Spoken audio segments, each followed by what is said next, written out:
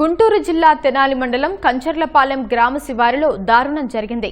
గ్రామానికి చెందిన కోపల్లె కార్తిక్ అనే యువకుడు అనుమానాస్పద స్థితిలో మృతి చెందటం తీవ్ర కలకలం రేపింది.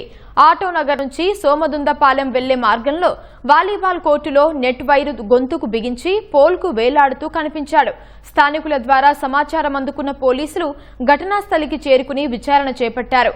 డాగ్ స్క్వాడ్, క్లూస్ టీంను రంగంలోకి దించి ఆధారాలు సేకరిస్తున్నారు. మృతదేహాన్ని పోస్టుమార్టం నిమిత్తం ప్రభుత్వ వైద్యశాలకు తరలించారు.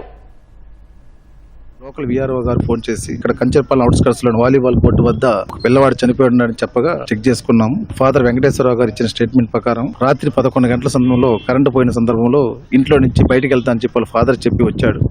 తర్వాత ఎంతటికి రాలేదు. వాళ్ళు కూడా చెక్ చేసుకుని కొంచెం రాబోతలికి వస్తాడు అనుకున్నారు. మార్నింగ్ వచ్చేతలికి ఈ విధంగా అతను చనిపోయి ఉన్నాడు. దానికి మరణ కారణాలు కనుక్కోవడానికి క్లూస్ టీము, డాగ్ స్క్వాడ్ గా పిలిపించాము. ఈ రోజు ఇంక్వెస్ట్ కూడా కండక్ట్ చేస్తున్నాము. అంత అబ్బాయి గురించి మంచివాడని చెప్తున్నారు. అందరూ కూడా అబ్బాయి గురించి క్యారెక్టర్ మంచిదని చెప్తున్నారు. ఒకసారి అతను ఫోన్ కూడా తీసుకున్నాం. అతను కూడా ఫోన్ పే డీటెయిల్స్ కానీ అతని యొక్క బిహేవియర్ కానీ మొత్తం కూడా వెరిఫై చేస్తాం.